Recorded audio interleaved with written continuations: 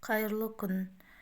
Бүгін кешегі қиссаның жалғасы Салық пайғамбардың өмірбаяны жайында жалғастыратын боламыз.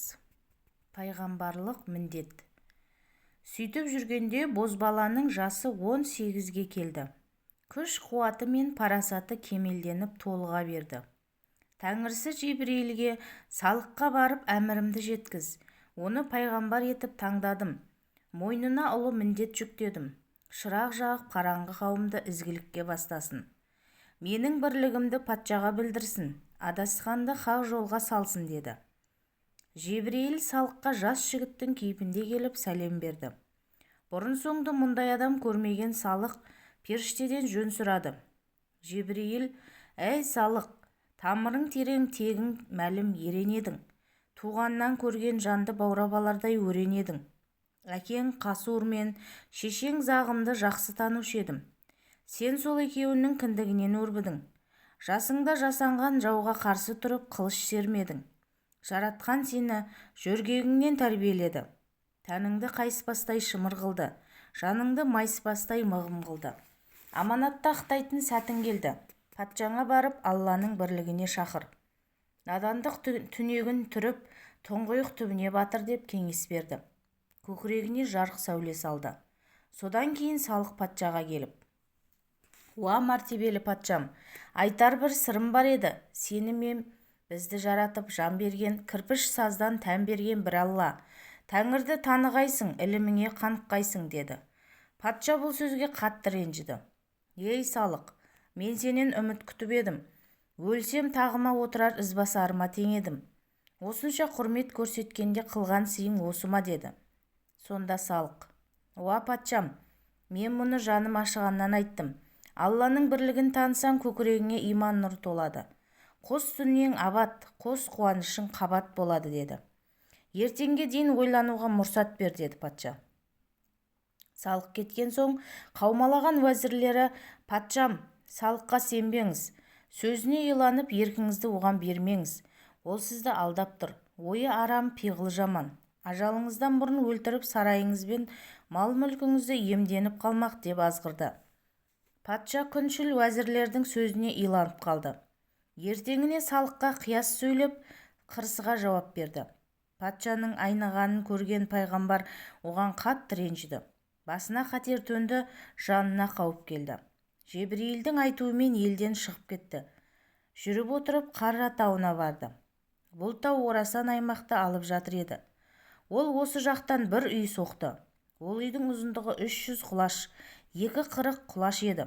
Ені 40 құлаш еді. Үй жанындағы ашық жерлерді жыртты. Үйдің оңы мен солына ағаш екті. Үйдің ішіне алтынмен аптап, күміспен қаптап бір шамшырақ жасады. Жебірейіл бүйдеді: «Ей Салық, бұл шамшырақ иманның мысалы.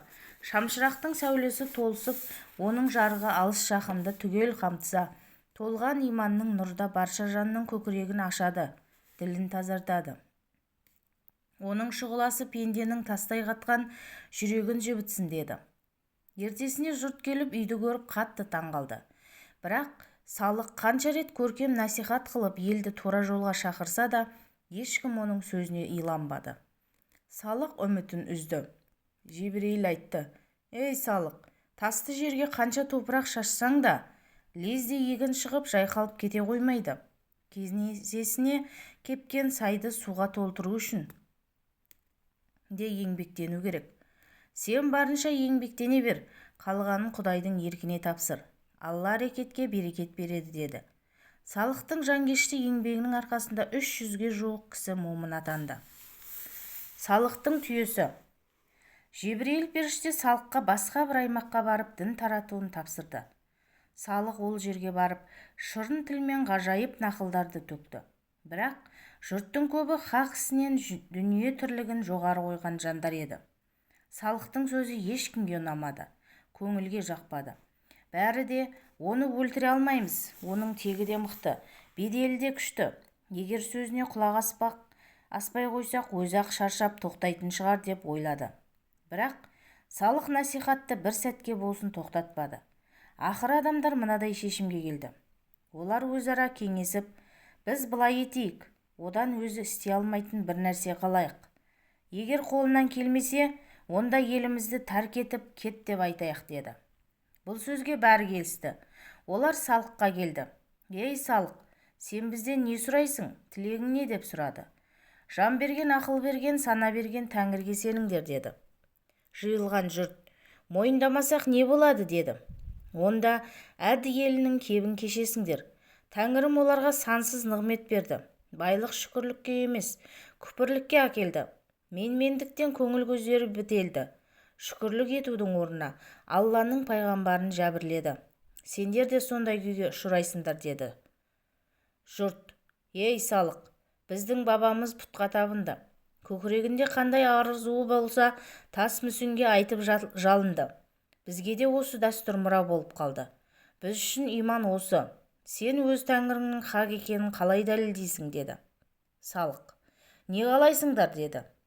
Топтың ішінен бір адам суырылып шықты да, мына таудан бір інген шығар. Ол біздің көз алдымызда боталасын. Уызынан бәріміз дәм татайық деді. Екіншісі тұрып, ол інгеннің түктері қызыл болсын деді. Үшіншісі, тілі қара болсын деді. Төртіншісі, мойнының шуда жүні желкілдеп тұрсын деді. Бесіншісі, екі өркеші баладай, азу тісі қаладай болсын деді. Алтыншысы, інгеннің желінінен сүт көлдің суындай сарқылмасын. Қанша ішсек те бір су алып таусылмасын деді. Салық дұға қылды. Көзді ашып жұмғанша таудың жақпары екіге жарылып, қос өркешті алып жануар шыға келді. Жиылған жұрт әсем тұрқына таңдана қарады. Алтындай қызыл түктері жарқ-жұрқ етіп көздің жауын алды. Шуда жүні желкілдеп, мамықтай неше түрлі реңге еніп құлпырды. Төрт аяғын тең басып, алға қарай ұмтылды. Қос өркеші тіп-тік баладай еді. Екі көзі жарқыраған танадай еді. Інген кенеттен боздай жөнелді. Көп өтпей боталады. Ботасының сұлулығы анасынан асып түспесе, бір мысқалда кем емес еді. Ол да бірден отығып шөп жей бастады. Салықтың күндес дұшпандары қызғаныштан жарылардай болды. Уа Салық, біз сені хақтың сөзін айтып жүрген адал жан деп ойлаушы едік. Сөйтсек сен де бір сиқыршы екенсің. Жұрттың көзін байлап, мына сиқырды қалай жасадың деп келемеж қылды. Надан жұрт оның сөзін жамырай қоштай кетті. Салық оларға ләм-мим демей кетіп қалды. Інген ботасын ертіп желіп ауылға қарай тартты. Жалғасы келесі шығарылымда.